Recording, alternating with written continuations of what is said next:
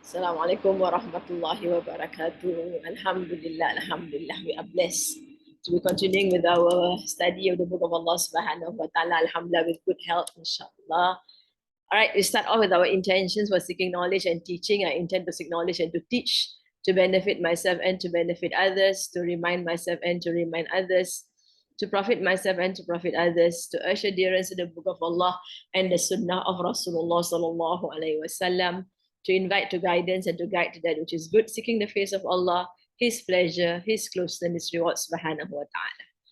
Let's start off, continue on with our Fatiha. A'udhu billahi minash shaitanir rajim. Bismillahirrahmanirrahim. Alhamdulillahi rabbil alamin. Ar-Rahmanir Rahim. Maliki yawmiddin. إياك نعبد وإياك نستعين اهدنا الصراط المستقيم صراط الذين أنعمت عليهم غير المغضوب عليهم ولا الضالين آمين. Let's go on to the dua. Bismillahirrahmanirrahim.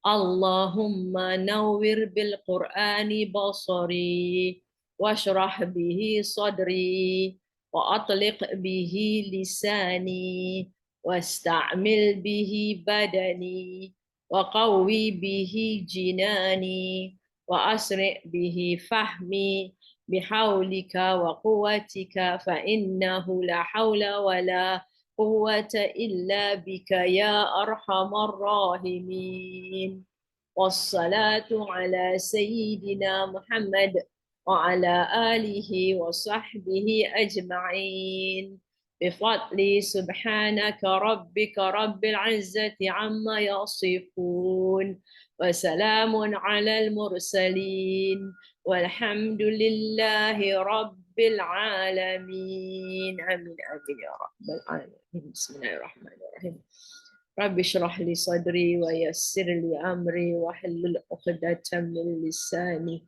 يفقه قولي. Alhamdulillah, we are at Surah Jaathiah. Surah Jaathiah is until verse 37. We have done last lesson, verses 21 to 25. Bismillahirrahmanirrahim. So we're going to recap. Allah asks if those who do evil think that they will make them make like those, that Allah will make them like those who believe and act righteously. So Allah asks them, right? Do they think that being evil and being good is the same, right? And Allah will put them in the same category. That their life and their death shall be equal. That during Allah brings in life and death because as a believer, as a person who does righteous acts, so Allah mentioned not only believe but to do righteous acts. And righteous acts would mean to follow the ways of Rasulullah and to do things sincerely for Allah subhanahu wa ta'ala. Of course, life is very different, and death is even more different because we are aware that those who are not obedient to Allah subhanahu wa ta'ala will not have an easy death, not a good death, as good as the ones who are the ones who are good, inshallah, the death will be good. Evil, it is what they judge. So Allah talks about them making such a judgment, and that judgment is not correct. Allah created the heavens and the earth with truth, and that every soul may be rewarded for what it earned, and they shall not be wronged. So that is the reality of the creation of the heavens and the earth. It is not created for fun, for play. It is created with the truth from Allah subhanahu wa ta'ala, and every soul will be rewarded according to what it earned, and it shall not be wronged. Allah asked Rasulullah to consider one who takes his low desire for his God. So here Allah actually brings us to understand that it is not only praying to some kind of idol as taking God besides Allah subhanahu wa ta'ala, but those who obey their desire at the expense of disobedience to Allah subhanahu wa ta'ala is considered as one who takes their desire as his God. That means they are inclined to their desire and they obey their desire. Allah has made him heir in knowledge. That means knowing. We saw this interpretation, two different interpretations, that Allah allowed them to stray because He has knowledge of who they are and what they are and what they will be. Another opinion was that this person has knowledge, is aware of Allah's presence, is aware of the realities of disobedience to Allah, is aware of the next world, but he has knowledge of all these things, but he chose to obey his desire and make his desires God. So Allah sets a seal upon his ear, his heart, and put a covering upon his eye. So once your ears are sealed, like Allah has said in some other verses that they have ears but they cannot hear, it means they cannot hear what's good, they cannot appreciate the good that is brought to them, and they can't understand the good. That means the heart is also sealed. And in fact, the Jews themselves admit or declare that their hearts are wrapped up, which to them it means that they cannot receive any other messages. They have got enough message in their hearts, and of course on their eye they can't see the truth. Allah asks, who can guide him if not Allah? So if this is a state, then what is his fate if Allah does not guide him? Allah leaves him to stray. So we must take heed. We are asked to think and consider this message from Allah subhanahu wa ta'ala, a message of people who have chosen their desire to be their God, and so they are left to stray and none can guide them. So we are supposed to think about them. They say there is nothing but their life in this world. So this is the people who live by the world. They only say, they said, we are only living in the world, live and let live, and that's it. And they live and die, and only time destroys them. So these are people who believe that there is no soul, there is no God, that, time will just cause them to die, that's all. They have no knowledge of that, they only conjecture. So Allah says, by saying all these things, it shows that they have no knowledge. They are not saying these things out of concrete knowledge. They're not saying that there is no other life but the life of the world, that live and let live and die, time will just destroy us. No, they are saying all these things without knowledge. Allah is saying they just conjecture, they make up their stories. And Allah's ayahs are recited unto them. They will ask the Prophet to bring back their forefathers if they are truthful. So this is one of their ways to disprove the Prophet or to denounce the prophets of God, because the prophets of Allah says you all will be raised up after death. So although the prophets has mentioned that the raising up is on the day of resurrection, these people tried to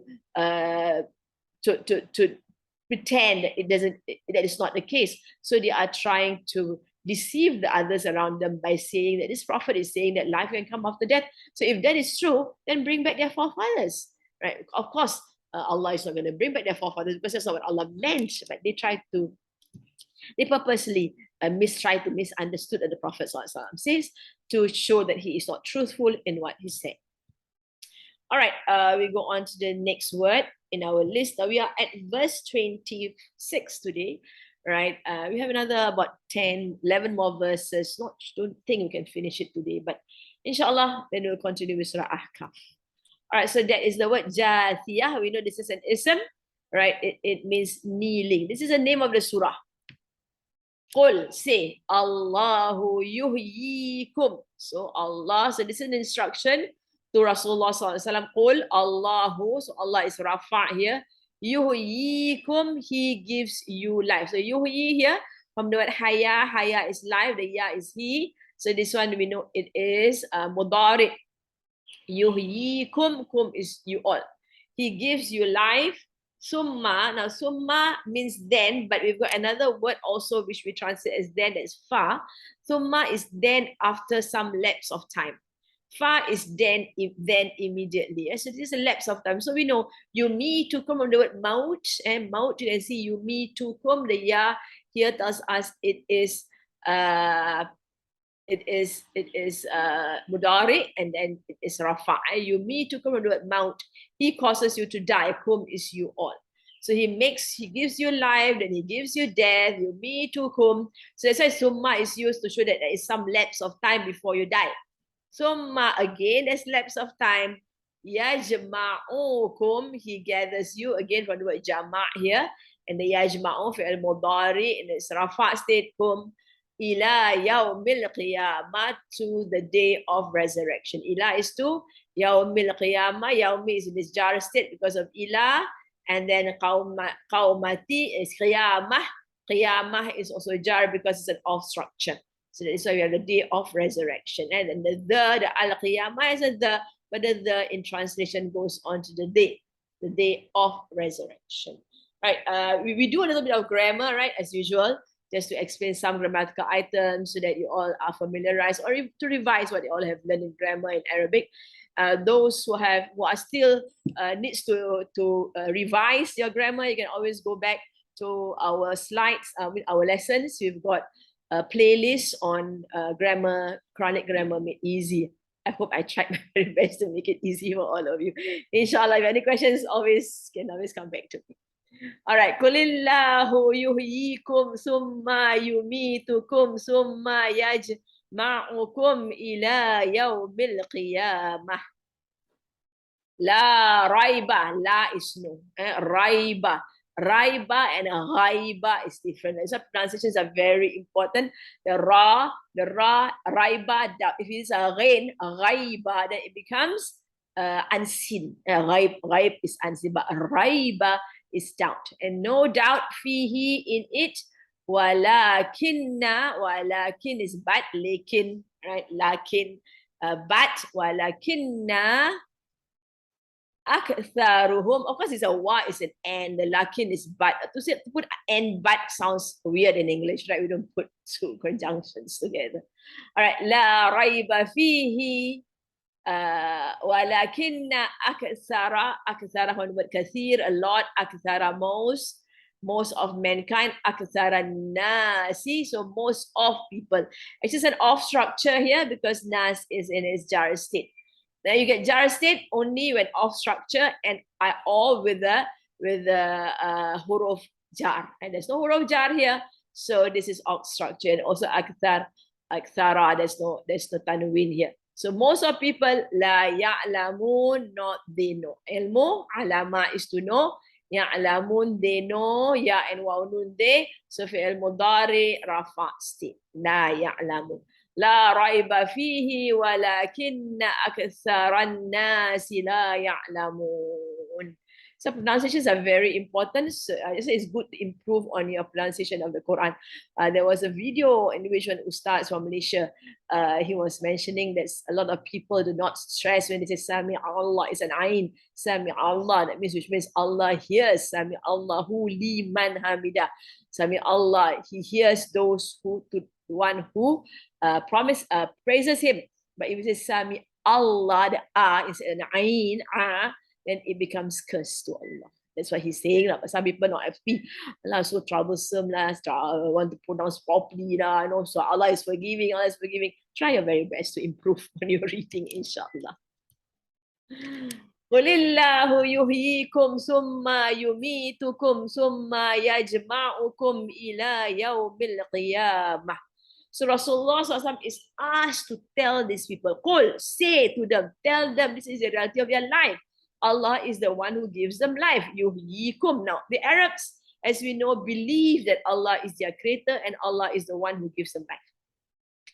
Thumma yumitukum, and they don't believe, not all, as we are aware in the previous verses, we were talking about those people who think life is just a matter of, you just come to life and then after that time will kill you and you'll die, and that's about it. So these people are not, are this group of people who does not seem to want to believe in the fact that Allah gives life. But the other Arabs are concerned, they are aware that Allah gives life because they believe that Allah was their creator at that time, and they believe Allah was their creator.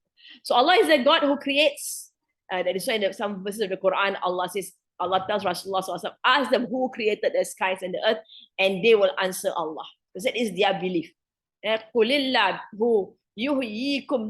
Their religion originated from Nabi Ibrahim alayhi salam, Nabi Ismail alayhi salam, but along the way they corrupted the religion and add on other gods, and try to justify the next world. But eventually they tried to deny the next world because believing in the next world would mean accountability. They don't want to be accountable. They want to live and let live. So this group of people in during the Prophet's time who believe in Allah, right? But they don't want to believe in the next world. So there's another group who doesn't want to believe in God. They are the atheists of that time. So Qulillahu yuhyikum. So Allah tells us what to say to them, tell them, He is the one who gives life to you. Summa yumitukum. Then He makes you die. Summa yumitukum. Summa yajma'ukum ila yawmil qiyamah. Then He gathers all of you. And this is the part they don't want to believe. Right? Then He gathers all of you to the day of resurrection. Yawmil Qiyamah is a day of resurrection that everyone will be resurrected to meet Allah subhanahu wa ta'ala. So to remind them, this is the message of Rasulullah. This is the message of all the prophets, right? The main core message is one God, the God who gives you life, the God causes you to die, and then after that, you'll all meet Allah subhanahu wa ta'ala.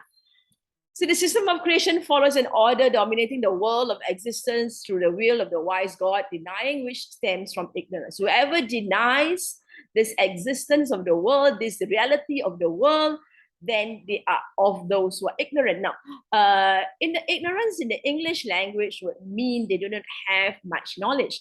But if you look at the Arabic language, which uses the word jahil, and the word jahil actually, like say, people of the jahiliyyah, Jahil means they do not have a true understanding of who God is. If they do have, then they will not come to these conclusions or make up stories about God, give partners to God, Allah subhanahu wa ta'ala. The evidence of divine omnipotence, wisdom, and justice is so clear that there leaves no room for any doubt regarding resurrection. So this is what Allah is telling us. This world is created with a good reason, and of course, one of the main reason for the world being created is to establish the mercy of Allah subhanahu wa ta'ala. And of His mercies is that He sent down prophets, messengers, and the book to guide people so that they will all enter paradise and not be seduced and deceived by the shaitan or the world. All right, so He is omnipotent, He is wise, and He's just. And so that comes in clear. There is no room to doubt resurrection. Rasulullah SAW was to remind them of the realities of their life. The verse refers to the fact that if they knew, they would recognize the order, harmony, and purpose of their own creation and would be capable of receiving the qualities of their life and death. Before this, Allah talks about He is the one who created the skies and the earth. Belongs to Him. All the skies and the earth belong to Him. So he is the one with knowledge. He is the one who knows, right? If they knew, they would recognize the order, harmony, and purpose of their own creation and would be capable of perceiving the qualities of their life and death. So they would understand that. It is not something which is difficult for the human mind to grasp, but they just try to avoid it because they are people who have taken their desires as their gods. So their desires doesn't allow them to want to believe in the next world because it will be too difficult to follow the desires. In this case, they could be certain that there is a significant purpose behind man's life and death. This worldly death is a preamble to everlasting life, since the final purpose of this worldly death is that what the Creator has placed in human faculty may be actualized and attain to its final purpose through death. And when something is actualized, it may find immortality. All right, so here we have Allah subhanahu wa ta'ala has created us in the best of mold, as He mentioned in Surah At-Tin. And He has also created us with intelligence. And as we look at the story of Nabi Adam alayhi salam, in the creation of Nabi Adam alayhi salam, Nabi Adam, the first thing Allah subhanahu wa ta'ala taught Nabi Adam was, the first thing that he connected with Nabi Adam was to be taught, right? Because the human mind is able to perceive, is able to analyze, is able to actualize things, to see things, right, which doesn't have to be concrete things, and they are able to understand. Like all these words down here, and some of these words here cannot be concretized. And we have that kind of capacity to understand things, right, in the best, with the intellect that Allah has given us. So that intellect helps us to understand that there is definitely a next world. And Allah is, the knowledge of the next world is only available to us via the messengers. We will never know. If there were no messengers around us telling us about the next world, we will not know about the next world. But it is mentioned that those who look around them, they do realize that there is something to it, to this life, than just live and let live. That's what it is. And so that is why the angels, the prophets came down, are sent to make us understand better of the next world and of the attributes of Allah subhanahu wa ta'ala. As the final purpose of man's creation is attainment to everlasting life, he will not be subject to annihilation. Therefore, following the end of mundane world, all human beings who have seen the light and have passed away successively shall be assembled for everlasting life and shall meet their recompense. Otherwise, human existence, even the creation of the world, were in vain, and acting in vain is far from divine threshold. So that is how they conclude. There is no way Allah is going to create the world just for fun, just for sport. There is a good reason, as Allah subhanahu wa ta'ala has mentioned. Allah created the jinn and the man so that they will be slaves of His. Right? To be slave of Allah is to obey Allah subhanahu wa ta'ala. La raiba fi. So he's saying there's no doubt about it. Everybody can see, everybody will know that there is no doubt that Allah is the one who gives life, Allah is the one who causes death, and eventually all will be gathered when they are after they are resurrected, right, in the next world. No doubt. There is no doubt in it, since the point is clear to the knowledgeable. But the ignorant, who neither know themselves nor are aware of creation or resurrection, and their intellects are entangled with vain desires, nor are they capable of perceiving anything may solely refer to the life after death only if their fathers were brought back to life. All right, so this one covers, it's a bit confusing, the statement, the sentence structure here. But what basically the first part is telling us that it is those who know, believe that there is no doubt that there is resurrection. La raiba fihi, here is talking about the resurrection. No doubt about it. But those who denounce the resurrection are those people who either they don't have knowledge, they are not aware of creation, or they are subdued by their desires. The desires cause them not to want to accept this concept of resurrection. We see that in the various stories of the prophets that Allah subhanahu wa ta'ala brought forth in the Quran.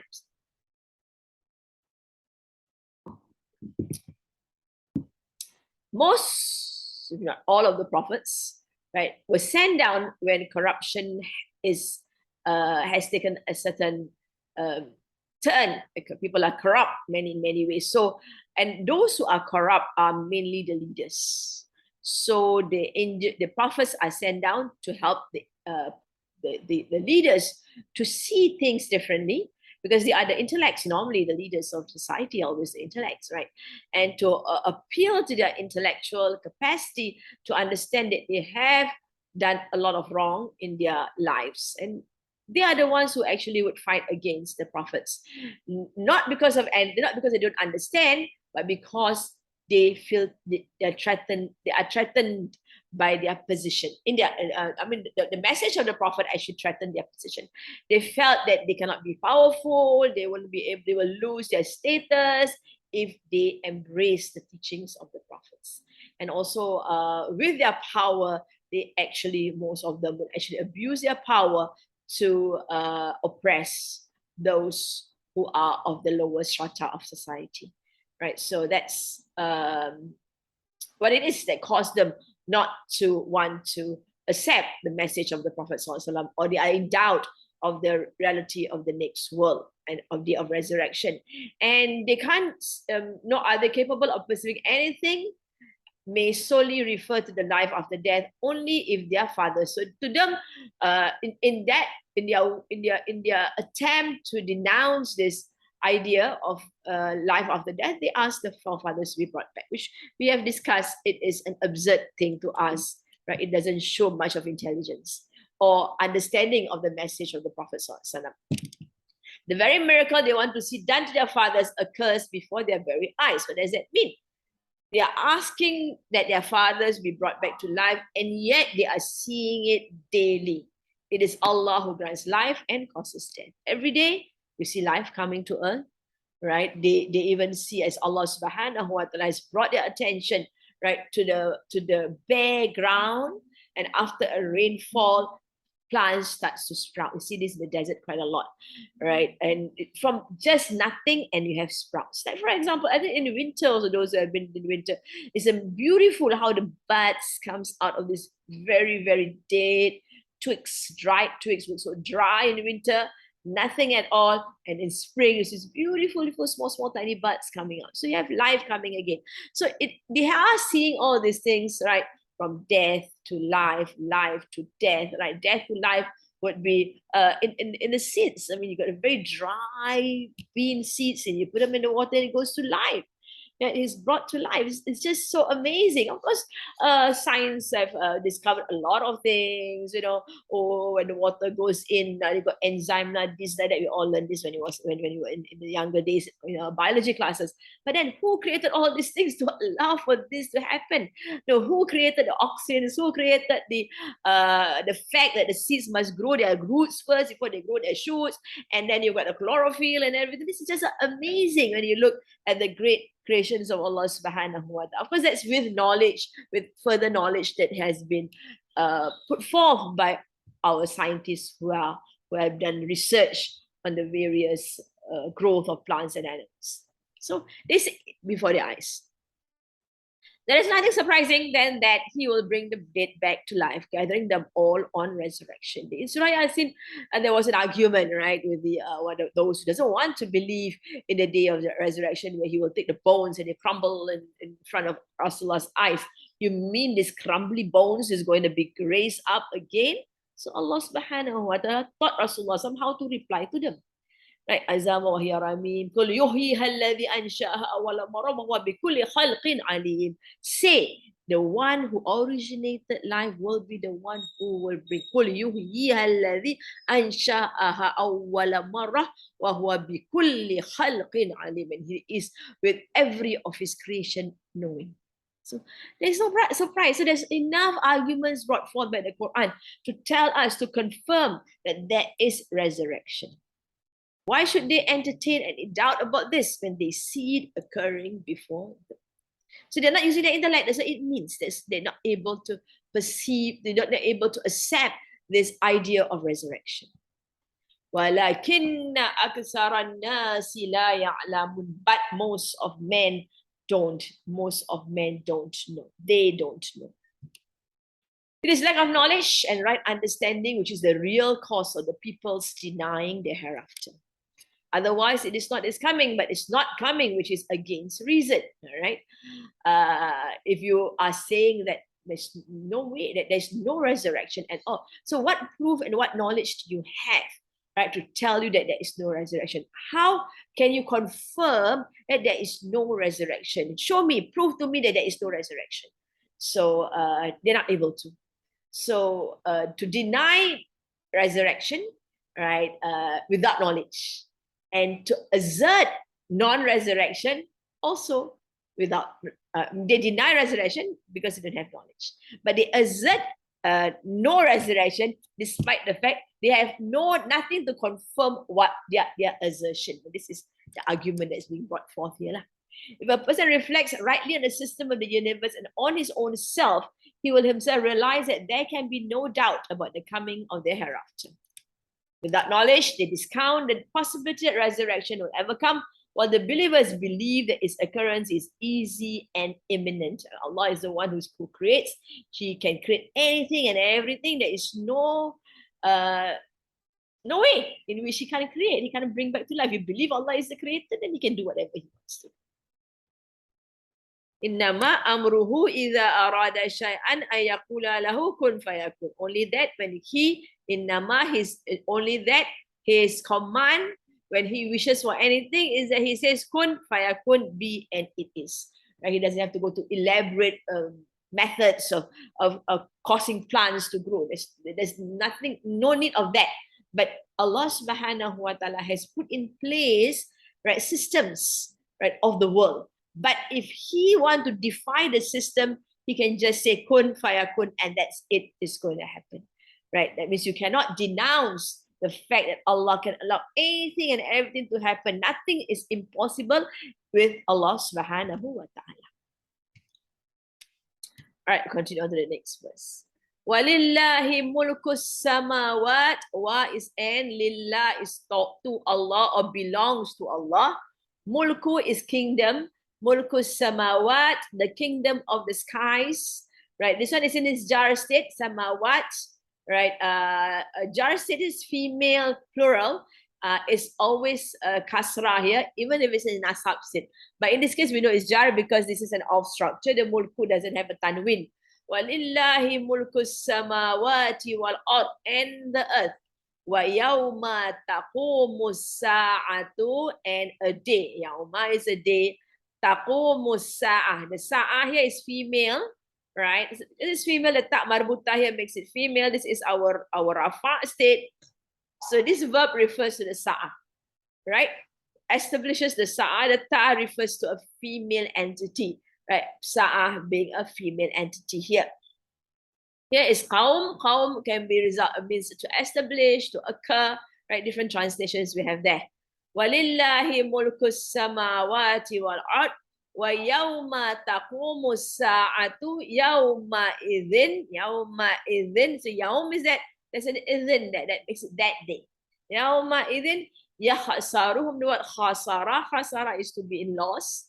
Yakhsaru is mudari. Right? Who is the one that is in loss? Mubatilun. Right? Here we know it's rafa because it's waw nun. If you see ya nun, you know it's either nasab or jar. But this is rafa. So this verb here refers to this, the followers of falsehood. The word batil. Batil is the opposite of haq. Haq, Allah subhanahu wa ta'ala in the previous verse talks about haq. Right? That Allah subhanahu wa ta'ala had created the heavens and the earth with truth. Haq.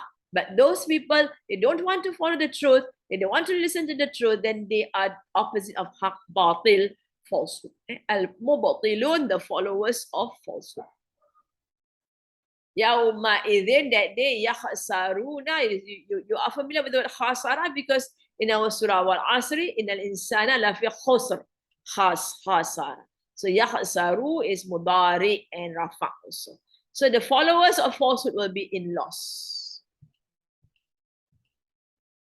All right, so and Allah is the kingdoms of the heavens and the earth, and on the day when the hour shall come to pass, on that day shall they perish who say false things. You can see the translation is a bit different from the actual wording, right? We look at the actual wording and we analyze the actual wording, right? And we do understand why the translators do move on away from the actual wording because it's not really easy to translate from Arabic to English. Every language has got their own specific characteristics, right?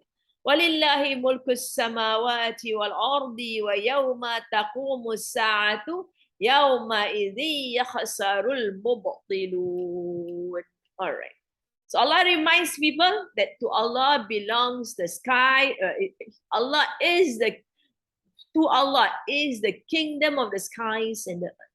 Right here again, when Allah talks about the skies, we bring to mind that we as human beings are not able to perceive all. Where we are concerned, we only see one sky, the sama, the sky of the earth.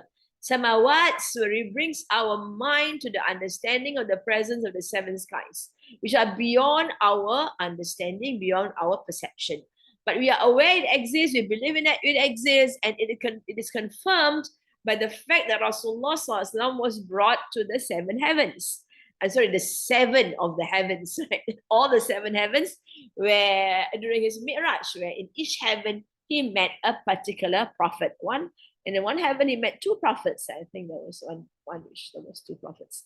Anyway, he went through the seven heavens, and as we are aware, he was given a special ladder to go up to the heavens. So that's something very, very amazing of the life of the Prophet Sallallahu Alaihi Wasallam. Walillahi mulkus samawati wal ard. So kingdom of the skies and kingdom of the earth. Because the earth here is in its jar state, so it goes off, the off structure covers both of them. Walillahi mulkus samawati wal ard. It is not at all beyond the power of Allah, who is a ruling, who is the kingdom. It belongs to Him. The kingdom of the skies and the earth belongs to Allah subhanahu wa ta'ala. So Allah, who is ruling over this great and marvelous universe, that He should bring the human beings whom He has created in the first instance back to existence once again. So it is His. He does whatever He wants to do. We have to understand that and appreciate the fact that Allah is all powerful. Everything belongs to Him. He can cause you to die at an early age. He can cause you to live long if He wants to. He can cause you to be resurrected when He wants to. He is the one who makes and controls everything in the universe, and He is the one able to originate and reinstate everything and everyone. وَيَوْمَ تَقُومُ السَّاعَةُ, and a day will come when the hour will be established. The Sa'ah is the moment of truth, the reality of what Allah wants to do, the reality of powers of Allah subhanahu wa ta'ala, where He will cause all to perish. وَيَوْمَ تَقُومُ السَّاعَةُ, they are now presented the scene of a day that they doubt will ever come. The day will definitely occur. Yawma idhin, on that day, yakhsarul mubtilun, because that day represents truth. Those who live by falsehood will be in a state of loss. Right? They will lose out. They will lose out definitely. On that day, it will happen. There's one particular day that is the moment of truth, the moment where the whole world will be destroyed. That is a Sa'ah. Right, and then they will all be resurrected again. And on that day, those who are living by falsehood will be in a state of loss. This is the fate of those who follow falsehood.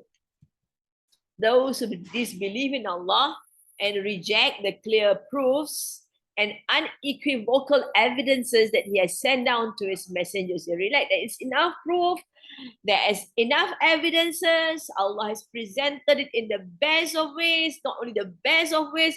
Allah says Allah has presented these concepts in myriad ways, many different ways, so that it is seen by different people and it can be understood by all the different stratas of people, different levels of people, be they the most intelligent or the not so intelligent. I mean, we are aware among human beings there are those who doesn't have that kind of mental capacity, but they can see things.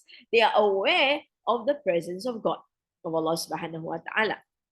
They're the ones who end up in utter loss. Worldly losses are trivial, but the losses to be incurred on the resurrection day shall be significant. Yeah, we make losses on earth and we get very upset, and some of us, some people also even kill themselves when their stocks goes, shares values all go tumbling down.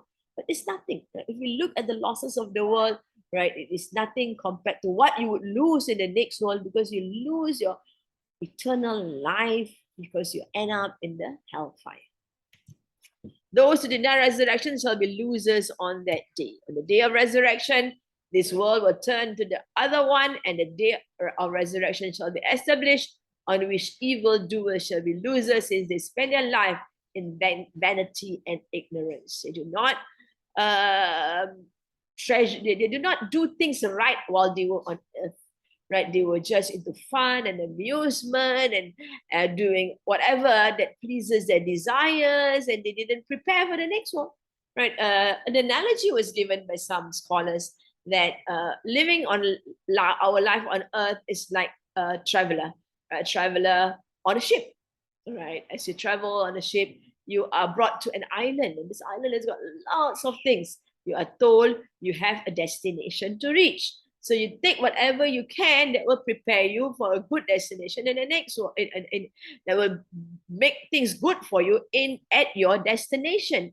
So some people just get lost in the wonderments of the island, all kinds of fun things on the islands, all kind of amusements and entertainments, that he forgot to bring along the supplies that he need for the next one. So when it's time for them to go to board the ship, right, those who are playing around, they had nothing with them.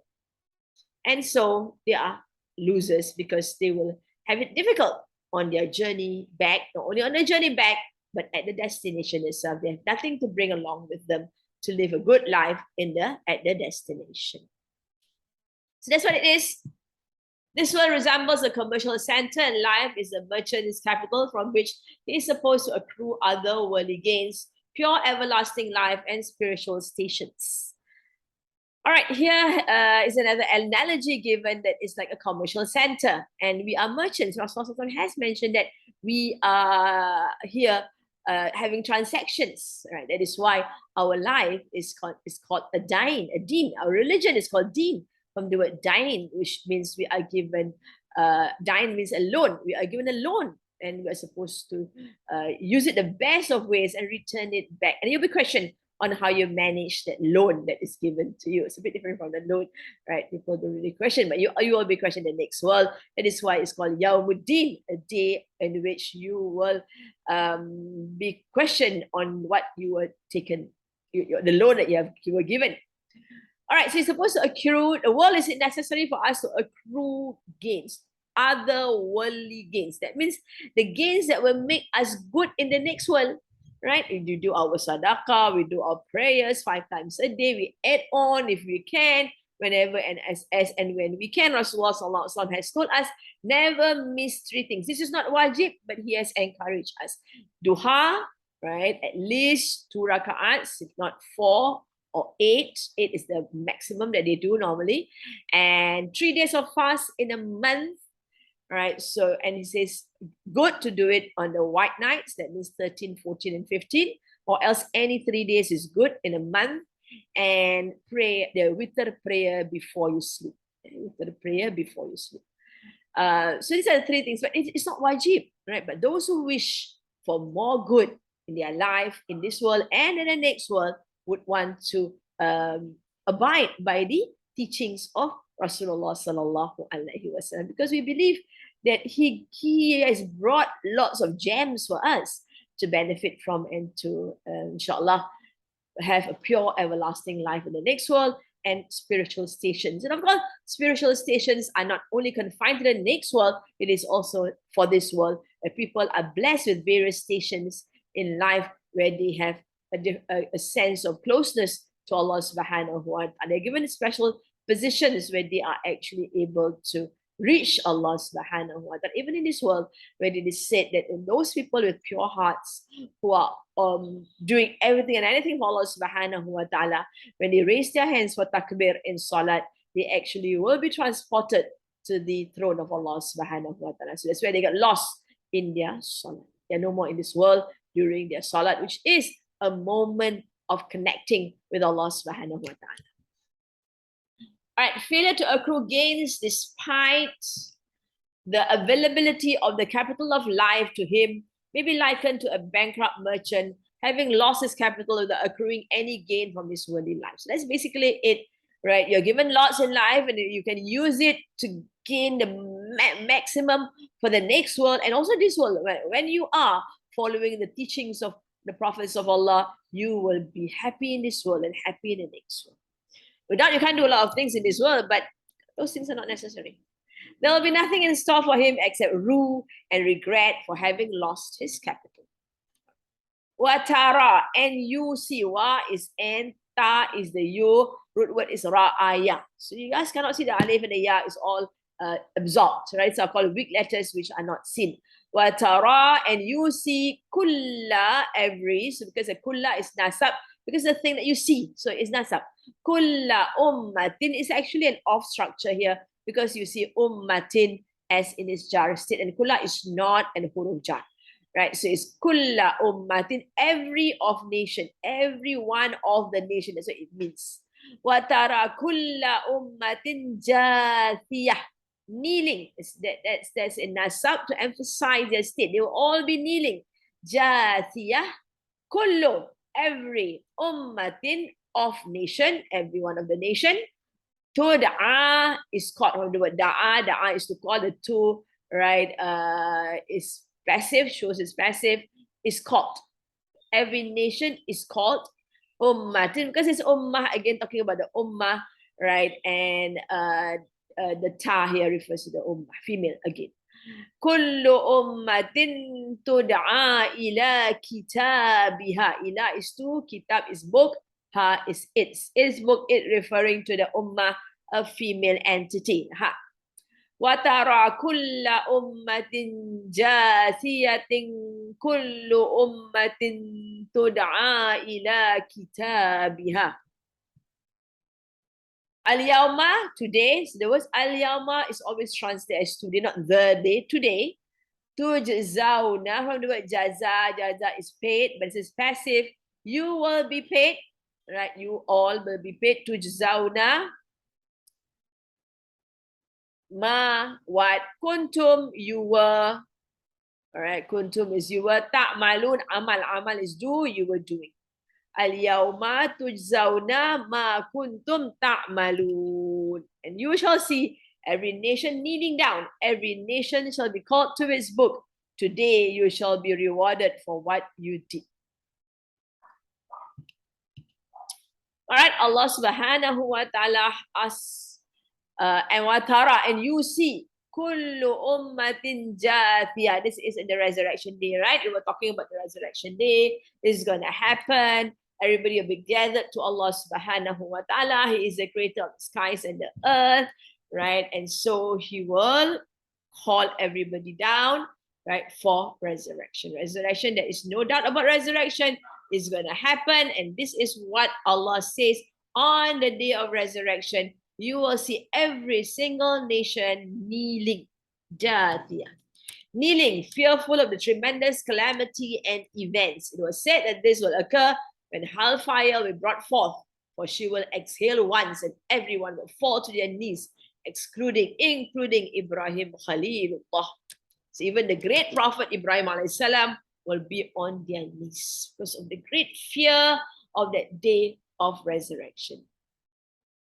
Allah subhanahu wa ta'ala tells us that when we, from in Surah Yasin, Allah says, وَنُفِخَ فِي الصُّورِ فَإِذَا هُمْ مِنَ الْأَجْدَاثِ إِلَىٰ رَبِّهِمْ يَنْسِلُونَ قَالُوا يَا وَيْلَنَا مَنْ بَعَثَنَا مِنْ مَرْقَدِنَا. So Allah says there will only be a single blow and everybody will be running out of their graves. And Allah used the word ajdath, means graves which are forgotten, long lost graves. Every single one will be out of their graves. Because the Quraysh were always, they try to find faults with the teachings of Rasulullah. What do you mean? You know how many years and years of life on earth, and there are those whose graves are lost. We don't know where their graves are. Those people will be resurrected also, and they are no more present at all. How can they be resurrected? So they are always trying to disprove resurrection. Right? So Allah tells them,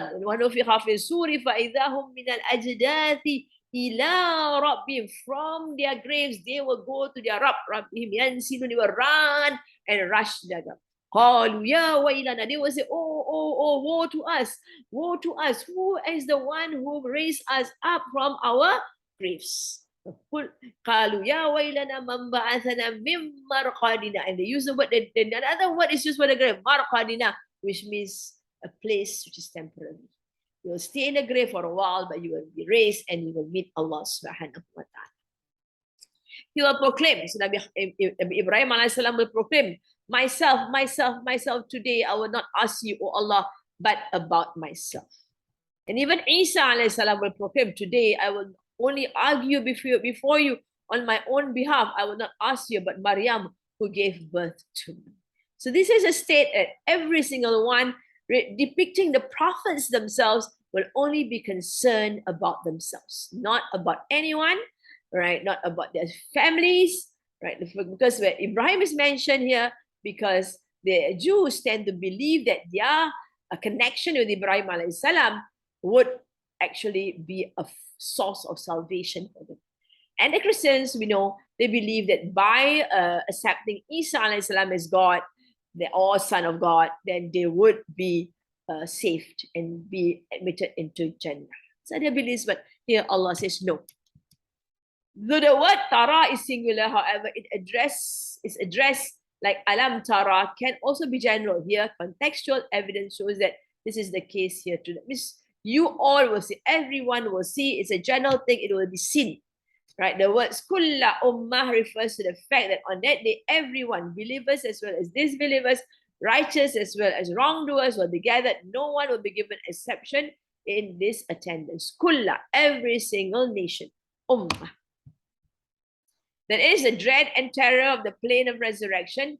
and the awe of the divine court will be etched, that it will break the stubbornness of the most arrogant and boastful people, and everyone will be found fallen on his knees humbly. So everyone will be humbled in the presence of Allah subhanahu wa ta'ala. Kullu ummatin tud'a ila kitabiha, and every nation will be called to its book. So what is the book that is written by Allah subhanahu wa ta'ala? It contains a record of all actions without addition or deletion. Allah has said, وَوُضِعَ الْكِتَابُ فَتَرَى الْمُجْرِمِينَ مُشْفِقِينَ مِمَّا فِيهِ وَيَقُولُونَ يَا وَيْلَتَنَا مَا لِهَذَا الْكِتَابِ لَا يُغَادِرُ صَغِيرَةً وَلَا كَبِيرَةً إِلَّا أَحْصَاهَا وَوَجَدُوا مَا عَمِلُوا حَاضِرًا وَلَا يَظْلِمُ رَبُّكَ أَحَدًا. And the book will be presented, and you will see the criminals fearful of that which is in therein. They will say, woe to us, what sort of book is this that leaves neither a small thing nor a big thing, but has recorded it with numbers? And they will find all that they did placed before them, and your Rabb treats no one with injustice. 18 is Surah Kahf. All right. Apparently, this signifies that when on the day of all mankind shall stay motionless on their knees out of severe fear and anxiety, the records of their deeds shall be opened, and everyone will be called by his own record of deeds. Since on that day, everyone shall be known by his deeds rather than by his name and lineage. So everyone will come to your books. Your books are open out for you to see, and you will see your books, and you will really regret if you have done bad. Like it is said in one other verse, those who give their books and they will look at the book, hey, come, look at my book, read my book, read my book. So these are those who are overjoyed. Right? Just like when we have finish our O levels and we get A's, oh come, everybody is so excited. Those who didn't do well will just hide away and just try to disappear from and not make sure people don't ask them about their results. So that's what happens. And they came back, in the next world, those who got good books in their right hand, will come back smiling and happy, joyful. See what we have done in this world. We have passed our exam, right? With flying colors.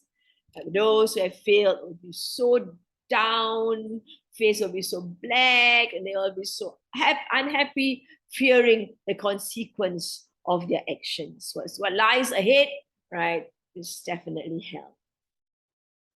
Each group will be called towards its register of deeds, and would be told that on that day, you will be rewarded for whatever it did in the previous world. The implied meaning is that a person who did not do good deeds and only dreamt of a blissful future on the basis of polytheism and deception will find nothing but deprivation for himself on that day. So he'll be at loss because he did nothing good to help him attain the approval of Allah subhanahu wa ta'ala. Al-yawma tujzawna ma kuntum ta'malun. On the day, you will be recompensed or repaid. You will be repaid on what you were doing. So it's only your actions, nothing more, but what you did will be accounted for, and you will be repaid accordingly. If you do good, you'll get good. If you do evil, you will end up with lots of punishment. Ibn Abbas and others commented, the angels record the deeds of the slaves and then ascend to heaven with them. There they meet the angels entrusted with the records of deeds sent down from Loh Mahfuz on each night of Al-Qadar, containing what Allah has written will occur from the slaves long before He created them. They will compare their deed records and find out that not a single letter was added or deleted. All right, what is this? Right, the angels. Now, there are a few moments in which our records are being taken up. Weekly, what? Daily? All right, daily would be, we've got two angels on shift. We've got the one angel, the first shift is at dawn. Just before Subuh, right, the night angel will leave us and the morning angel will come. All right. Now, the night angel will go up, will meet Allah subhanahu wa ta'ala, and will be questioned concerning the state of the slave of Allah at that point in time. If you are of those who are blessed, right, to be doing amal saleh at that point in time, right? Maybe you wake up a half an hour before subuh and you did your tahajjud and you were reading your Quran. The angel see you that, and the angel goes to Allah and report on what the slave of Allah is doing, so that Allah doesn't know, but Allah loves to hear from the angel about his good slaves. And the slave that comes down, of course, will be happy to see. And when the angel that comes down, the second shift, will be happy to see them. And then in the evening, just before sunset, I think it's just evening just before sunset, they will change shift again. Right, the morning, day angel will go back, and the night angel will come down.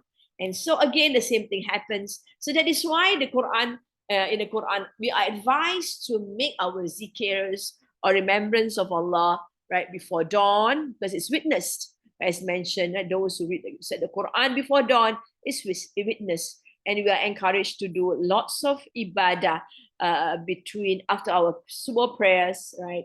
Our Fajr prayers, to do ibadah in the form of zikrs and creating the Quran, right? And if you can't read the Quran, at least listen to the Quran through a year, through again and again and again. And you will get the reward of Umrah if you stay. And then also Rasulullah said that if you spend 1 hour in the morning for Allah, Allah will settle your affairs, right, throughout the day. So the night, again, the Quran has advised us to be in a state of ibadah at sunset. It's quite a difficult time for most of us, because once we come back from work, dinner, and things like that, that is critical time between Maghrib and Isha, also to do lots of ibadah, then not to be involved with TV and whatever. Try to finish dinner before Maghrib, and before Maghrib sits out, if you have no grandchildren, no other responsibilities, Allah that knows our states and everything. So that's the daily transfer of the book. Then you've got the weekly transfer of the book, and that occurs on Thursdays. That is why the Prophet ﷺ says he fasts on Thursdays. Okay, Rasulullah has encouraged us. Weekly fast is Monday and Thursdays. Monday, he says he fasts on Monday to be grateful to Allah subhanahu wa ta'ala for bringing him to life. He was born on a Monday, right? On Thursdays, he says he fasts on Thursdays because there's the day when the weekly records are taken up. All right, so that's the weekly record. So he liked to be in a state of ibadah when the weekly records are taken up. So that's his Mondays and reasons why it's Mondays and Thursday fast. And of course, the Friday is a day of joy.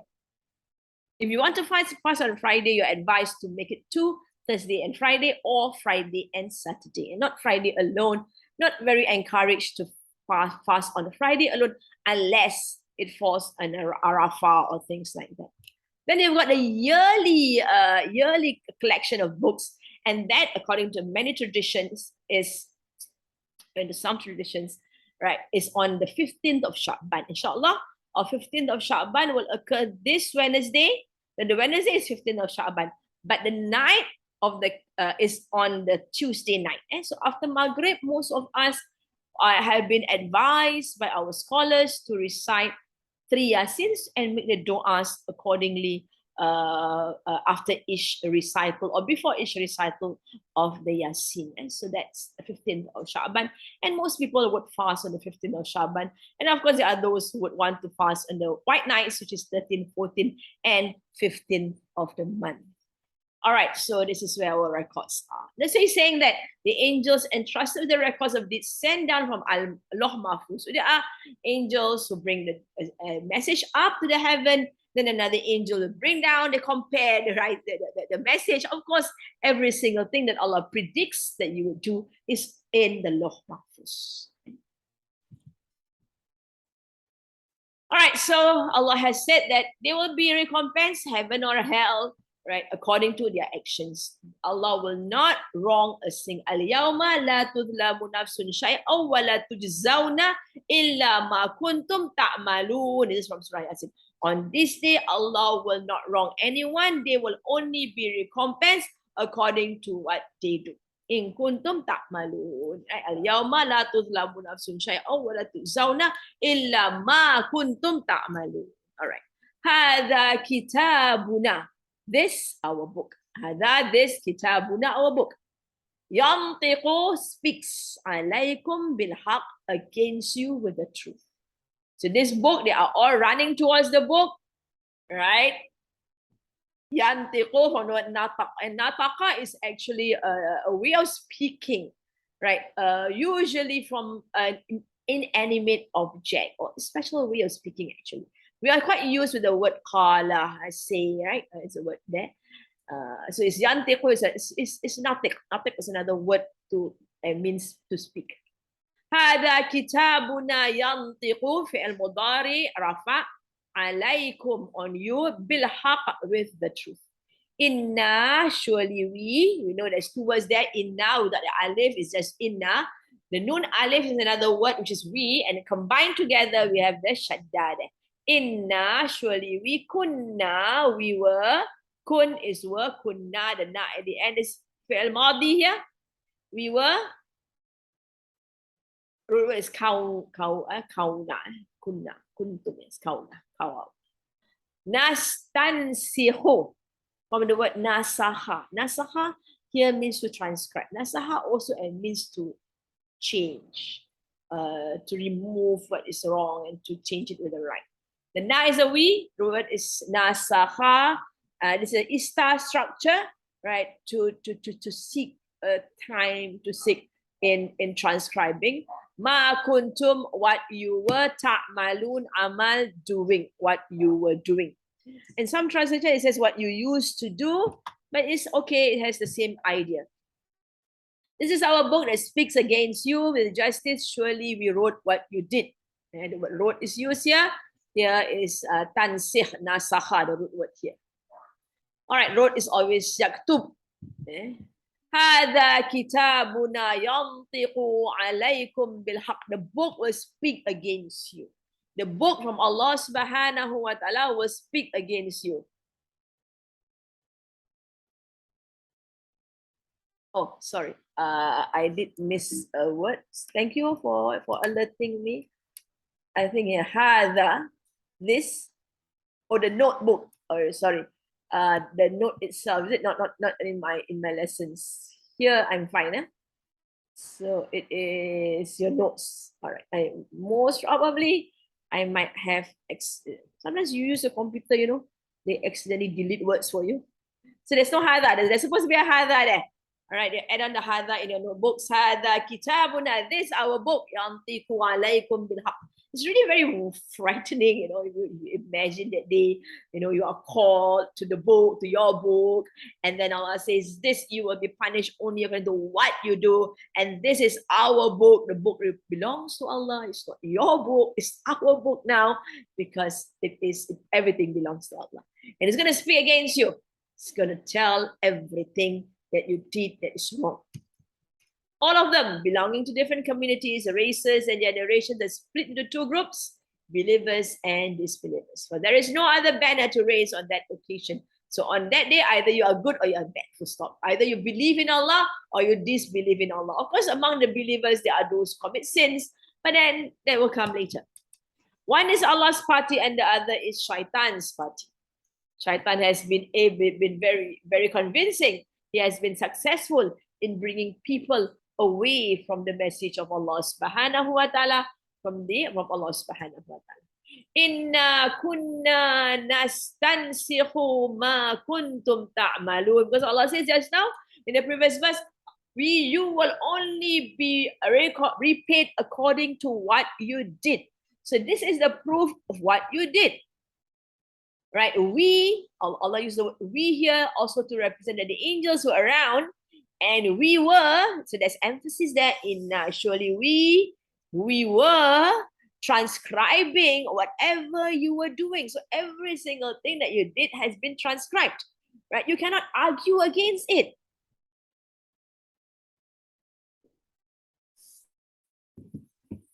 In Surah Yasin, Allah subhanahu wa ta'ala, there are those ones who still argue. Oh no, I will be the witness to myself. And Rasulullah smiled, right? Because yes, Rasulullah says, you will be a witness for yourself. Al-yawma nakhtimu ala afwahihim wa tukallimuna aydihim wa tashhadu arjuluhum bima kanu yaksibun. On that day, your mouth will be sealed and your hands will tukallimu aydihim, your hands will talk and your legs will bear witness whatever you have earned. So there's many ways of proving who you are, what you did. So first comes the book. So people have been informed very early in the message of Rasulullah SAW, that whatever they do will be written down and they will be given the book on the day of resurrection. So we always remember when we do our wudu, right? Wash our right hand. Remember, make a dua, Ya Allah, bless this hand to take the book. Because once your hand goes into your right hand, once your book goes into your right hand, inshallah, you'll be saved. And when you wash your left hand, Ya Allah, protect this hand from taking the book, right? Because you know once you are taking it from the right hand, left hand, you are doomed. And the worst is for it to be hung on your neck, right? That is really doomed. So Allah says, we have been transcribing. You say it again, whatever you do, we have been transcribing whatever you were doing. There is no possibility of any injustice or oversight from this register. It will truly and faithfully tell them what each person did, because the record of each will be found in written form. Whatever they have been doing was being noted down by the angels at the command of Allah subhanahu wa ta'ala. All right, so that's the states of the people. We are going to recite and recall what we did.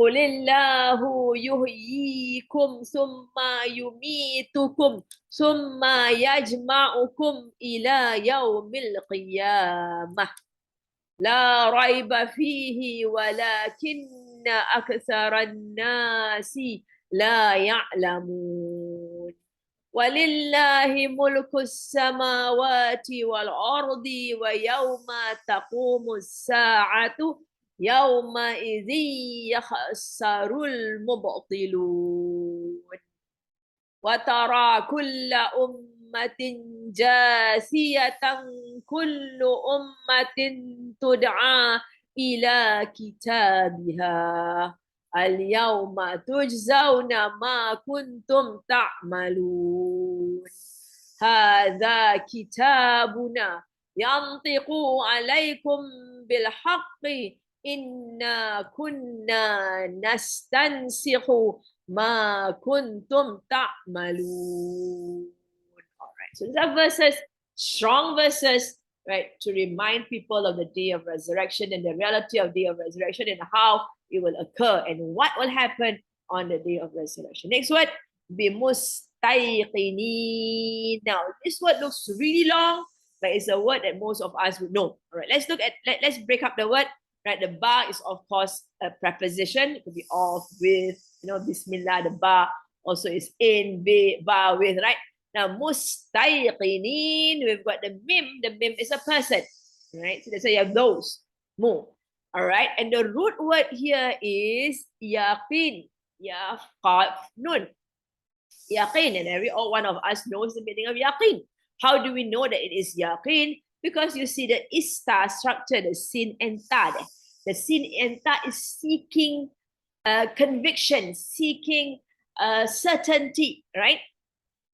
And the yanun at the end is plural, but it is in its jar state because of the ba at the beginning. The ba is huruf jar. And remember, those who need to revise their grammar, go back to your the notes. I mean, the playlist. We've got a playlist. 16 slides, 16 lessons on the grammar in the Quran. It's just to revise again and again. Inshallah, one day you'll just get it. Inshallah.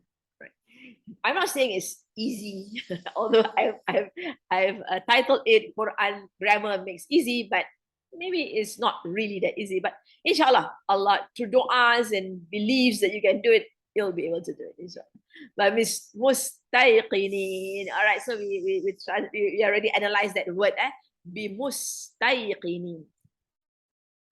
فَأَمَّا الَّذِينَ آمَنُوا. Then as for, fa is then amma, as for الَّذِينَ, those آمَنُوا, they believed, وَعَمِلُوا الصَّالِحَاتِ, and they did righteousness. Here Allah does not put the acts of righteousness. They did acts of righteousness, is understood. Amal is the amilu, is fi'il madi, and it is waw alif they, referring to they, and they did righteousness. It's good maybe for us to just add a they there to just to highlight That is a they. They believe and they did righteousness. Right? Not only do they believe, but they did righteous acts. So the description of the act is made. This is an adjective actually. Al-salihat, right? Lots of amal, righteousness. فَيُدْخِلُهُمْ from the word dakhala. Dakhala is to enter. So then yudkhilu, who yudkhilu, this one is fi'al mudari, rafa state, and the rabbu is rafa, so the rab is the one who admits them. فَيُدْخِلُهُمْ رَبُّهُمْ, their Rabb, fi rahmatihi, in his mercy. Fi is in, rahmah is mercy, he is his, in his mercy. فَأَمَّا الَّذِينَ آمَنُوا وَعَمِلُوا الصَّالِحَاتِ فَيُدْخِلُهُمْ رَبُّهُمْ فِي رَحْمَتِهِ ذَلِكَ هُوَ الْفَوْزُ الْمُبِينُ. ذَلِكَ, that, هُوَ it, fawz is success, mubin is clear. So this is descriptive, right? Let's call it sifa wal mawsuf, and same structure exactly, and rafa state. Al-fawz.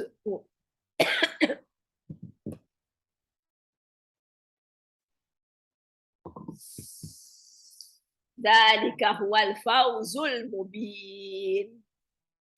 Then as to those who believe and did good, their Rabb will make them enter into his mercy, and that is the manifest achievement. فَأَمَّا الَّذِينَ آمَنُوا. So Allah now goes on to those who believe. The previous one are those people who take their gods as, who say their last is their God, so much so that they denounce, they deny the day of resurrection. Now those who believe, they believe in God, right? Of course, we have our 6 pillars of belief, and we believe in Allah, we believe in the angels, we believe in the prophets of Allah, we believe in the books of Allah, we believe in resurrection, we believe in predestination. So these are 6. So the belief, that is their belief. And because of this belief, they are able to do amal salih, right? So they do this which are according to what is taught by Rasulullah sallallahu alaihi wasallam, and they also they do it out of sincerity to Allah subhanahu wa ta'ala. Because of these two, belief and action. You cannot just believe without action. I believe in God. I'm a good person. What is good? Right? Yes, I help the poor, I do this, I do that, but you don't pray 5 times a day. So you might be morally good, but you're not spiritually good. So it is. And because you're not spiritually good, you don't do amal saleh. When you do amal saleh, it must be done for the sake of Allah and according to the teachings of Rasulullah SAW, with proper intentions and everything. So you cannot be seen as being to be rewarded. But you believe in Allah. And so there are hadith says that you believe in Allah, but the belief in Allah causes you to want to obey Allah subhanahu wa ta'ala. We leave it to Allah subhanahu wa ta'ala on such people. Then he, your Rabb is the one, your sustainer, your master. You have been a slave of your Rabb. So your Rabb will reward you, your master will reward you by admitting you into his mercy. He didn't say he will admit you to Jannah. Right? Why? Because all of us enter Jannah via the mercy of Allah subhanahu wa ta'ala. If we are to calculate our deeds and measure our deeds, and present it to Allah subhanahu wa ta'ala, our deeds we know are just so insignificant. Not only is it insignificant, it is not in good, not up to standard. How many of us can claim my salat is the best salat? Nobody can do this salat as I did. I reached the throne of Allah in my salat, like subhanallah. Wallahu alam. Allah, but we seek the mercy of Allah subhanahu wa ta'ala. We put in effort. That is why the beautiful thing mentioned in the Quran is that it's not the results that matter. What is important is the effort. We put in the effort in all that we are asked to do. And Allah will admit us into his mercy, and via his mercy, he will put us into Jannah. The fate of the believers is mentioned first. Those who believe and did righteous deeds will be admitted by Allah to his mercy. Those whose hearts believed and their limbs performed good deeds in sincerity to Allah and conforming with Islamic legislation. The word rahmah here refers to the fact that not only will these people be rewarded because of their deeds, they will be immensely blessed by Him as well. Allah will forgive us all the wrongs that we did because we tried our very best. Every day in our salat, before I was like, Ya Allah, please Allah bless me with khushu' in my salat, and to understand the reality of khushu' and to go through the movements in a states of humbling yourself to Allah subhanahu wa ta'ala. We've tried. I have a series. We have a series of lectures on how to improve salat by using the book of an imam from Yemen, who explain how we can actually, inshallah, get somewhere in our salat, absorb in our salat, absorb in the presence of Allah subhanahu wa ta'ala. They are the ones who are given comfort to dispel all worry and anxiety. The mercies of Allah subhanahu wa ta'ala is not only in the next world, but also in this world, where you will experience great joys, right? In praying and fasting and reading the Quran. And, especially those who understand the Quran, you read the Quran so happily to be connected to the words of Allah subhanahu wa ta'ala. There's lots of great rewards and mercies in reciting the Quran daily, inshallah. The outcome of the situation is given straight away, easily and without delay, so as to spread over them a pleasant air. That's it. You are under the mercy of Allah subhanahu wa ta'ala. ذَلِكَ هُوَ الْفَوْزُ الْعَظِيمُ. That it is the clear success, right? But people who are successful are people who believe in Allah and act on their beliefs, and they are blessed with the mercies of Allah, and that is the clear success. We want to achieve that. Fawzul mubin. The word fawz used in this verse denotes triumph and attainment of good together with security and fulfillment of wish. They are praised by saying that it is this which is open success that these people will achieve, and not the luxuries of this world, by which these foolish people will yacht away, only to lose this eternal kingdom. We saw those who lose themselves in the day of resurrection because they are obsessed with their desires, because they run after this world, they forget to collect all the good things that Rasulullah SAW, they forget to experience all the great advice of our Prophet Sallallahu Alaihi Wasallam. But those who do that, they will be given success. وَأَمَّا الَّذِينَ كَفَرُوا, and as for wa is and amma, as for الَّذِينَ, those kafaru, they disbelieve, afalam. It's a question. Is then not. Is a question. Fa is then. Lam is not. Takun, it is. Right? Takun is in its jazm state because lam is huruf jazm. And takun, it be. It is or it be. Ayati, my ayahs. Tutla, recited. Tilawa is to recite. Alaikum, onto you. Fastakbartum. Fa is then. Let's look at this word. Istakbartum. From the word kabara is a root word. And you see the kabara, feel great. But seeking greatness. Arrogance. Tum, at the end, tells us it is fi'il madi. Fastakbartum, they were arrogant. Then they were arrogant. Sorry, you were arrogant. Mistake. Then. Fa is then you have a you there. You were arrogant. Then you were arrogant. You think yourself great. وَأَمَّا الَّذِينَ كَفَرُوا أَفَلَمْ تَكُنْ آيَاتِي تُتْلَى عَلَيْكُمْ فَاسْتَكْبَرْتُمْ وَكُنْتُمْ قَوْمًا مُجْرِمِينَ, and you were a people, mujrimin, actually criminals. Right? Those who disobey, disobedient ones. You didn't want to obey, a guilty people, guilty of disobedience to Allah subhanahu wa ta'ala, breaking his laws. That's a criminal. Mujrim is a criminal. وَكُنْتُمْ قَوْمًا مُجْرِمِينَ, as to those who disbelieve, what? Were not my communications recited to you? But you were proud and you were a guilty people. وَأَمَّا الَّذِينَ كَفَرُوا, so those who disbelieve. Now, very beautiful way of approaching those who disbelieve. Right? You can see, as we have gone through a lot, alhamdulillah, of the surahs in the Quran, and we see the very, very creative ways, Allah subhanahu wa ta'ala knows every single way to approach mankind. Now yes, did then not it be that my ayahs, these are my ayahs, when from the na, the we becomes my is much stronger.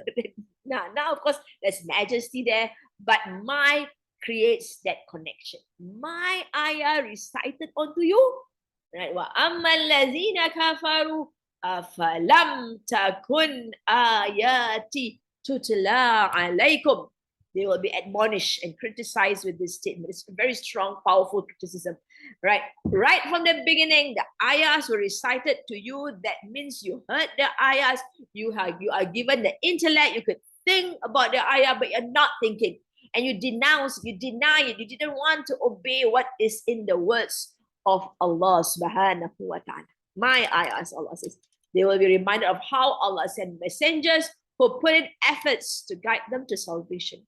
Who recites the ayah? The messengers. Of course, when the messengers is no more around, we are the reciters of the ayahs. That is why we are known as, in the hadith, right? We are known as al-ulama. Because we're not ulama. Those are ulama. Al-ulama warithatul anbiya. They are the inheritors of the prophets. And the ulama of the ummah of Rasulullah sallallahu alaihi wasallam, they are like the nabis of Bani Israel, because the nabis of Bani Israel were sent to revive, to give life, to revive the teachings of Musa alayhi salam, and the ulama of the ummah of Rasulullah sallallahu alaihi wasallam are there to revive the teachings of Rasulullah sallallahu alaihi wasallam. The Rasulullah has mentioned every 100 years Mujaddid will be sent down. Mujaddid is a one who brings it anew, right? It seems anew. Teachings of Rasulullah. So among them, we have Imam al-Haddad, we've got Imam Ghazali, we've got Ibn Taymiyyah. All these are people who Allah sent, right, to bring back alive the teachings of Rasulullah. So it's being recited to you. The angels were sent. Allah sent down angels to recite His ayah to you, but you rejected it. You denounced the ayahs of Allah subhanahu wa ta'ala. وَأَمَّا الَّذِينَ كَفَرُوا أَفَلَمْ تَكُنْ آيَاتِي تُتْلَى عَلَيْكُمْ. At this stage, the question posed to them would obviously not be meant to elicit an answer. The purpose would be to rebuke them in order to further humiliate them. Right? Of course, this is the next world. Right? They will be questioned. Right, the people who obey Allah, they will be in the mercies of Allah subhanahu wa ta'ala. Those who were not, they will be questioned. These are the disbelievers, right? They were questioned. Do you think you expect an answer? No. We have done this to you. We have sent all the message to you. Did you listen to the message that we have sent? As Allah subhanahu wa ta'ala has mentioned to Nabi Adam alayhi salam, that when Allah sent Nabi Adam down to earth, Allah has said, Allah will send down guidance, and whoever follow the guidance, there will be no fear, right? He will not be in a state of fear, nor will he be grieving. So these are two states that we are free from fear and grieving because we follow the ways of Allah subhanahu wa ta'ala, the instructions in the books of Allah subhanahu wa ta'ala. Fastakbartum, this is the reality. You are so arrogant.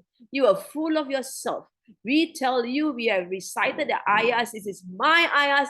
It comes from your Rabb. Your Rabb has caused it to be recited on you, and yet you rejected the ayahs of Allah subhanahu wa ta'ala. Fastakbartum. Not only that they did not appreciate these efforts, they did not follow them out of pride and turn away upon hearing them.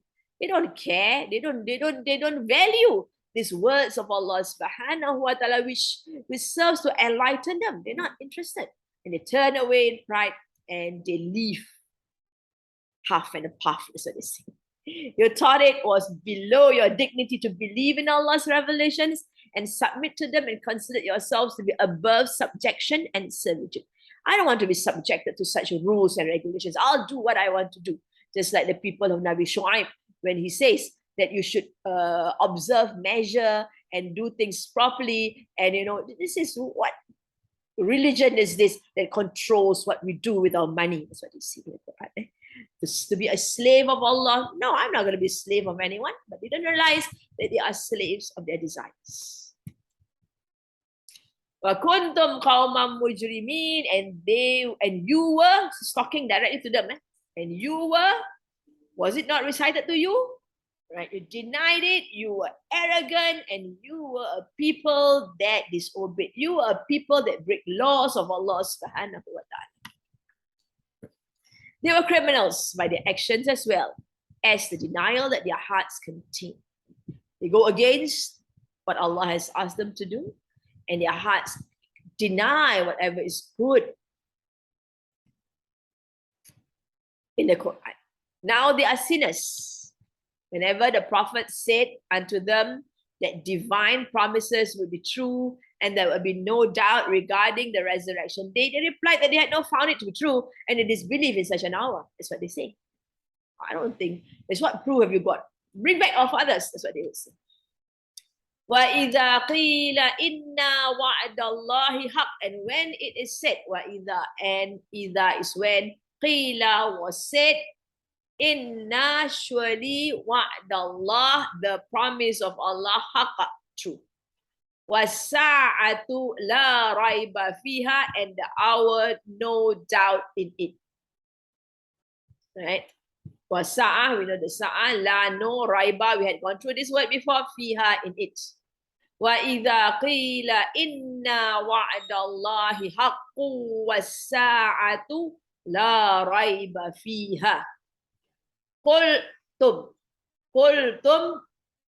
al-madi, you said, ma nadri, wa ma adraka, what will make you know, wa ma adraka, na is we know, not we know, ma sa'a, what the hour, ma is what, sa'a is the hour.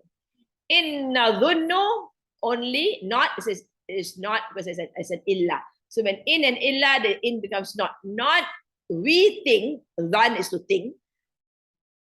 Husnul dhan, good thoughts, right? Su'ul dhan, bad thoughts. Illa, except a but. Dhannan, a thought. So it's just a conjecture. Inna dhunnu illa dhanna, a thought. Qultum ma nadri masa'atu inna dhunnu illa dhanna. Wa ma nahnu, and not we, bimustayqinin, of those who are yaqin, right? Those who are certain. We saw this word and we have analyzed this word. Wa ma nahnu bimustayqinin. And when it was said, surely the promise of Allah is true, and as for the hour, there is no doubt about it. You said, we do not know what the hour is. We do not think it will come to pass, except a passing thought, and we are not all sure. وَإِذَا قِيلَ إِنَّا وَعْدَ اللَّهِ الْحَقِّ, and when it is said, surely the promise of Allah is true. The messages of Allah have always reminded their people of the true promise of Allah. Allah has promised salvation for those who abide by His guidance. And if we don't, then they'll be burnt in hell. Right? And so, but this is qila, is said, it is in the next world. So the angels will be talking to them. Right? Inna, surely the promise of Allah is true. Wasa'ata la raiba fiha, and the hour, there is no doubt about it. They were also told that the hour will certainly occur. People are reminded of the reality of life, and there will be a moment when all will be destroyed. The sa'a is that moment when all will be destroyed. It was said to you again and again when you were in this world. Now it's said to you, reminding you that you were told that the promise of Allah is true. You were told that the hour was come, and there is no doubt about it. Qultum, you said, ma tadri ma sa'a, not we, ma nadari ma sa'a, not we know what is the sa'a. So they make fun of the sa'a. What is this? What is this sa'a? We don't know anything about it. The disbelievers deny knowing anything of the hour. This despite the fact that ayahs have been recited to them. In zanan, inna dhunnu illa dhanna, not we think, but another thought. A thought is just a thought. It's just ideas that you just push to us. It's just conjecture. That's what you were saying when you were reminded of the Sa'ah. And here, the Sa'ah has occurred. Most of the people deny the hereafter because they are doubtful about it. No one in their right mind can ever claim it to be definitely impossible. However, if they would be wise, they would have given the benefit of the doubt to its occurrence and prepared for it because of the high stakes of its implication in one's internal life. So it means that, okay, you don't believe in the next world, but what if it is there? What if there is a great possibility that is there? Then what would happen to you? Right? Since you don't believe in it, you don't prepare for it, you're going to be doomed.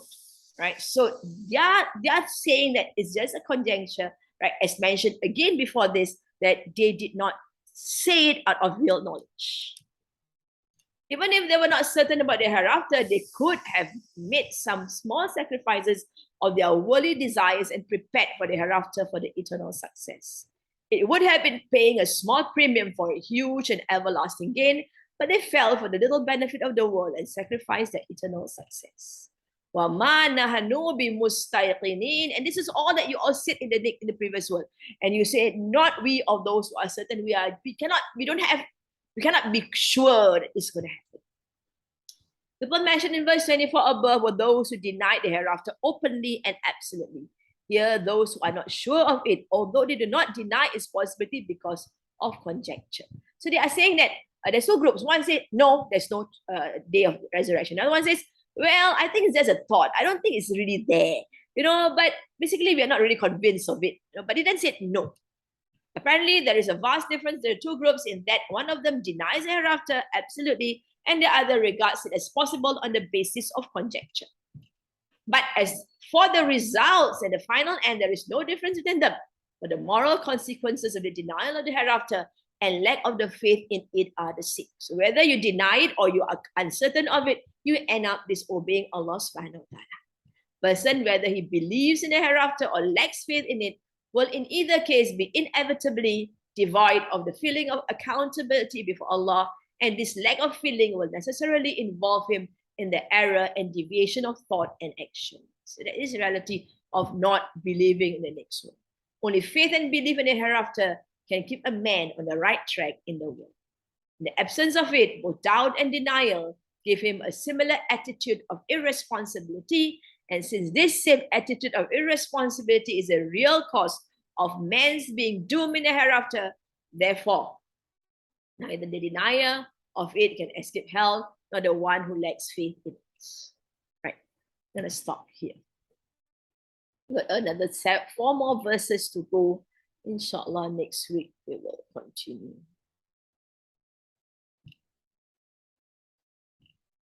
اللهم ارحمنا بالقرآن واجعله لنا إماما ونورا وهدى ورحمة.